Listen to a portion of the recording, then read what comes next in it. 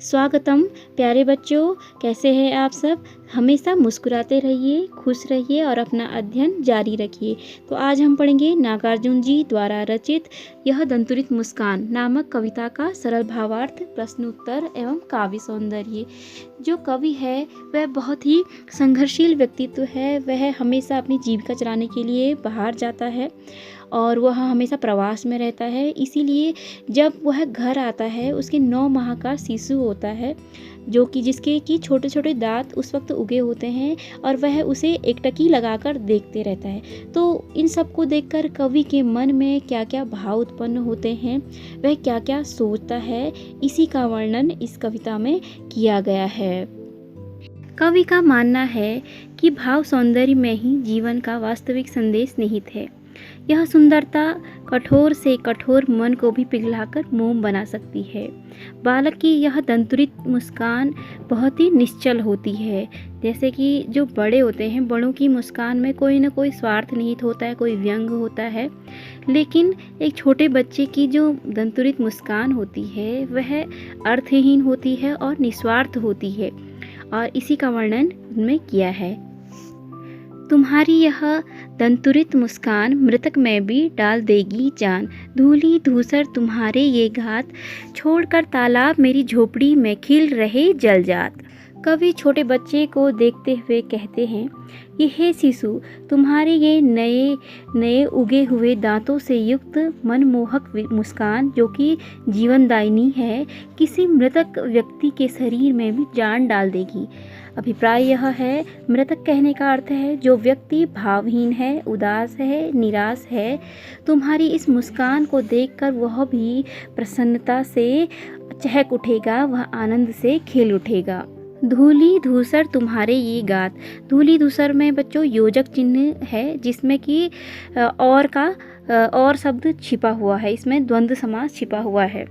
धूल और मिट्टी से सने तुम्हारे अंग प्रत्यंग देखकर ऐसा लगता है मानो कमल का फूल अपनी मूल स्थान तालाब को छोड़कर मेरी इस झोपड़ी में खिल रहा हो। जलजात का है बच्चों। जलजात वैसे समुद्र से उत्पन्न होने वाली हर चीज़ को हम जलजात कह सकते हैं, लेकिन यहाँ पर हम कमल का अर्थ लेंगे। जलजात को हम कमल का पर्यायवाची भी कह सकते हैं।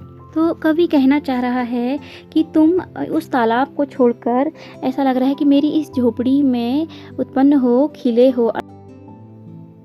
अर्थात कहने का अर्थ है कि तुम कमल के समान अत्यंत ही सुंदर हो और बहुत ही कोमल हो और प्राकृतिक कांति वाले हो। परस पाकर तुम्हारा ही प्राण पिघल कर जल बन गया होगा कठिन पाषाण।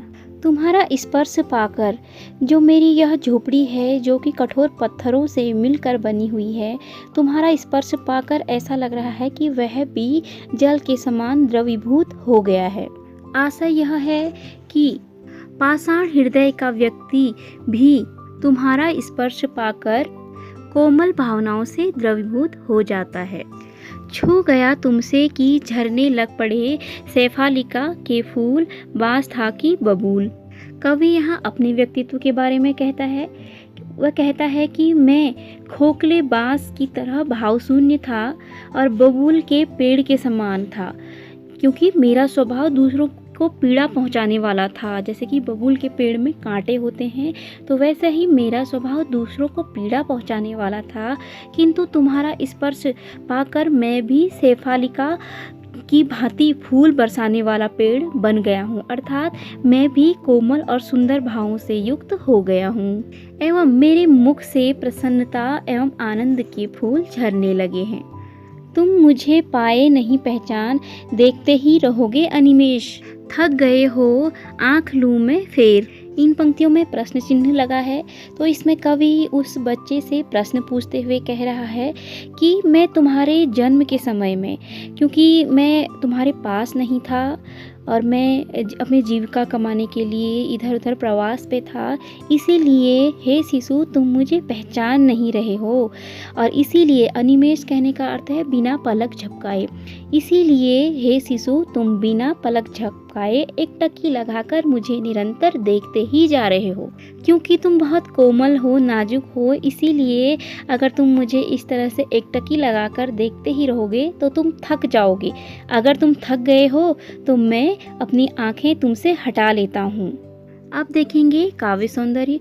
कवि ने शिशु की मुस्कान का चमत्कारिक प्रभाव का वर्णन किया है। भाषा संस्कृतनिष्ठ, सरल एवं प्रभावपूर्ण है। बांस एवं बबूल में प्रतीकात्मक शैली का प्रयोग किया गया है। छंद मुक्त है और अलंकार अनुप्रास, रूपक एवं उपमा है। क्या हुआ यदि हो सके परिचित न पहली बार, यदि तुम्हारी माँ न माध्यम बनी होती आज, मैं न सकता देख मैं न पाता जान। यदि मैं और तुम प्रथम बार में परिचित नहीं हो सके तो कोई बात नहीं।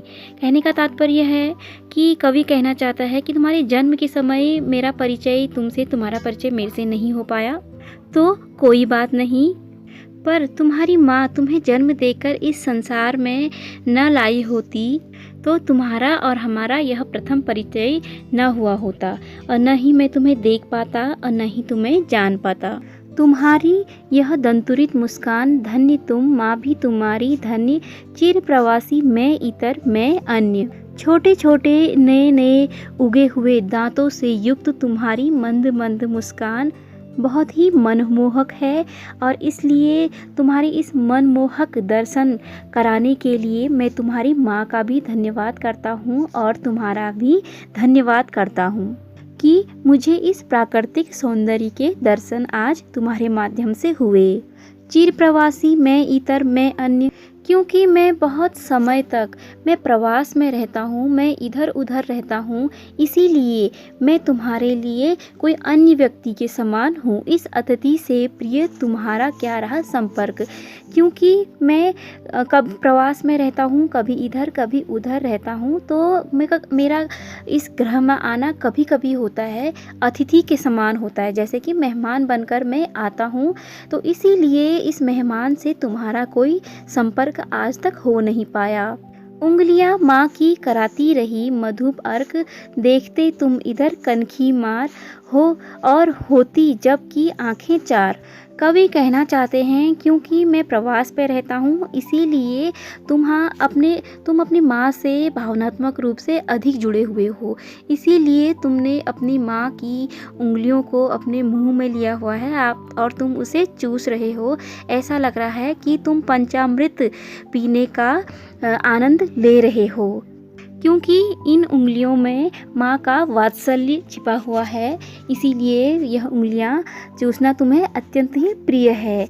और तुम जब मेरी तरफ देख रहे हो तुम कनखी मार रहे हो। कनखी मार रहे हो कहने का अर्थ है तिरछी निगाहों से किसी को देखना। आंखें चार होने का अर्थ है जब कवि भी उसको देख रहा है और बच्चा भी अपनी माँ की उंगलियों को चूसता हुआ कवि को देखता है, तो दोनों की आंखें जब चार हो रही हैं तो वह जो शिशु है वह तिरछी निगाहों से उसे देख रहा है और तब कवि को छोटे छोटे दांतों से उगे हुए जो उसकी मुस्कान है छोटे बच्चे की अत्यंत ही सुंदर लग रही है। छविमान कहने का अर्थ है हे शिशु तुम्हारी वह मुस्कान बहुत ही सुंदर लग रही है। देखेंगे काव्य सौंदर्य।